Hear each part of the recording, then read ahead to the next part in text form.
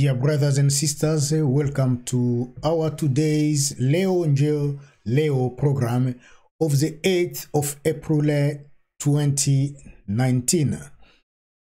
My name is Odon Bulamba. I'm going to present this program for you and to you for the next few minutes. Therefore, I will invite you to be with me from the beginning till to its end. Before we start, I'll remind you that if this is your first time you have watched our program, we would ask you to subscribe. Click on the subscription button and then join us. Secondly, we'll encourage you to share our videos with friends and colleagues so that they can be updated and know exactly what has been taking place in the Congo Democratic Republic of. And thirdly, after watching our program, please click the thumb up to show that really you like it, you love it, and you promote us. Thank you very much once again for choosing us. Today I'm going just to share with you news in brief. So we are going straight away to South Kivu, where the president of the Provincial Assembly appointed two of his sons in his cabinet. So this is about the new president of the South Kivu Provincial Assembly, Pastor Zachariah Luamire, who appointed his cabinet last weekend. His cabinet is composed of 6 people to help him carrying out the tasks entrusted to him by the provincial deputies by raising him at the head of his deliberative body. In the process, Pastor Luamira named Shuja Winner as his private secretary and Imani Namuragi Christian as his missionary. These two are his sons. Originally from the territory of Walungu, chiefdom of Kaziba, Pastor Luamira is also under fire from various political actors. Even his own camp or his own bloc, the PPRD Kabila's party especially, since the current president did not go far to find his chiefs of staff who is also from a family circle. One would say it. Indeed, according to the concordant sources, Dunia Mukome is a little brother of Manasseh Mukome, the childhood friend of Luamira, all from Kaziba. So we can see that this gentleman has been just hiring people from his family or people who just is from his own tribe. Regardless of the experience, regardless of the knowledge of those who have been employed, even though one of his sons has just completed his studies in Kenya, meaning that he has got less or almost zero experience in how to work as someone in this arena or area. We are going straight away to Lomami, where 2 people were killed and at least 150 homes were damaged as a result of an attack on Saturday, 6th of April. This took place in Kizanga village in Kapamai Chiefdom, Bukama territory of Upper Lomami province. The population asks for the government to take care of the victims. Those 150 houses were damaged after rain in the village. Several letters have been found in compound of many people from Lubumbashi announcing visit of a bandit. Meaning that a bandit in Lubumbashi, before they visit you, they will send you a letter. When I'm talking about bandit here, it means armed robbers. Those armed robbers will send you a letter in advance to warn you that we are coming to steal from your place such day at such time. Prepare our goods. Prepare what we are coming to collect from you. And in some part of the city, people abandon their homes during the night and spend just the day to avoid the worst. On the night of Friday, the 5th of April, there was an exchange of gunfire from 1 to 3 a.m. respectively at Kalubwe area or suburb, which was at the crossroad and Bel Air, as well as Tamajele in the related community. The same bandits in Lubumbashi, on top of sending to people letters that you are coming to loot your house tomorrow or tonight, they have been also using minors, children. They will send children to visit your area or your compound or your house, and those children will pretend like they are coming maybe to collect empty bottles or cans. Therefore, they will start to look around where are the emplacement, where are the positions of your door locks, your doors, if you have a dog or not, and so on. Then they will inform the looters who will come late in the night to attack you. These children also sometimes will be sent to go and have a look, and even sometimes to loot or to step into someone's house to steal from them. So they have been trained as children minors, most of them under the age of 15. So this is really horrible, and this is really revolting.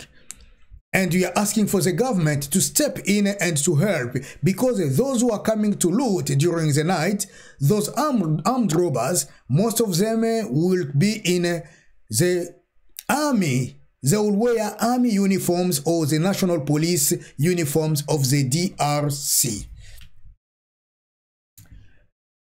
So now we are going to face the election of governors. So candidate who committed to improve the government in South Kivu, in Kinshasa, in Lubumbashi, elsewhere in the Republic of Congo, Democratic of Congo, they have started their campaigning program. So they campaign here and there, and they are trying to attract people to vote, to bid for them so that they can represent them.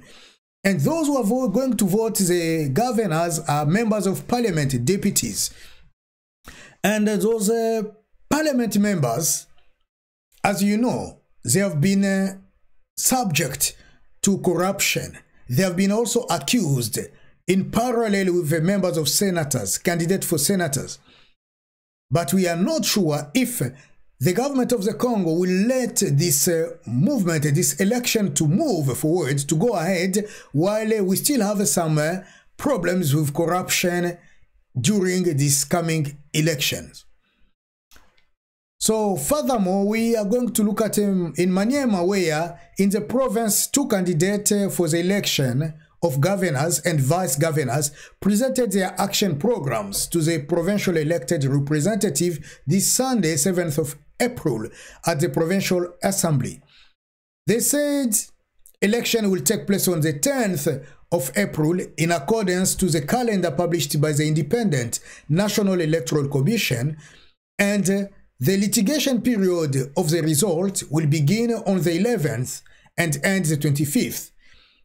And finally, the investiture of the elected will be from the 26th to May the 2nd. Henri Thomas Lokondo is a new candidate for the presidency of the National Assembly.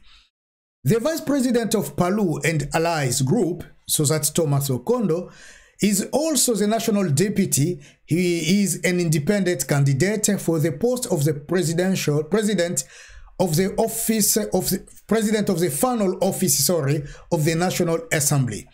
He will come face to face with Mrs. or Miss Liolo from FCC, who represents the FCC and Cash Coalition. So those two individuals will come face to face and to see who will be the winner to be the president of the office of a National Assembly. The Congolese Association for Access to Justice, ACAJ, will shortly publish the list of all deputy prime ministers, ministers of state, ministers and deputy ministers of the government of Bruno Chibala, who have diverted assets from the state, including vehicles. The Congo National Police has also declared its willingness to become involved in the fight against corruption and any kind of misappropriation of the state property. Now we are going to talk a little bit about the forest, where attempted corruption to acquit a Chinese subject arrested in flagrancy in Ingende. In order to establish the public opinion of the provincial and national public on the progress of the trial of the Chinese Mr. P, arrested in flagrancy by the Congolese police in the territory of Ingende for the illegal exploitation of timber, the Advocacy Working Group and the Provincial of Equateur, Province of Equateur, Civil Society Consultation Framework conducted this Thursday, 4th of April, at the evaluation of the first phase of the trial. Equateur civil society appealed to the Congolese population, and especially those who live around Equateur in that province of Equateur, to become the guardian and guarantors for the forest resources, because it is the main wealth of the province. It appears that judges have been corrupted, or they will possibly be corrupted. They will possibly be corrupted because, according to the law of the Congo, once someone is taken under the flagrancy, they cannot give that person the chance to leave and just report once or twice a week. Therefore, the civil society is against that practice, and it appears that this Chinese guy has corrupted them, as bribed them if you want, and after bribing, people can see him around the city, but possibly the judge decided that he cannot go to the airport or to the port, but he can go elsewhere. So let's see what will happen next. Dr. Mukwege is now a doctor honoris causa of the University of Antwerp. A new tribute has been paid to the man who gives everything for the good of others.